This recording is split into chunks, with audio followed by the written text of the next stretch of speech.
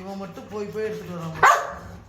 டேய் சொரக்கா தோல் சாப்பிடக்கூடாது. ஆல்ரெடி வாழைக்காய் பையன் தானே இருக்க.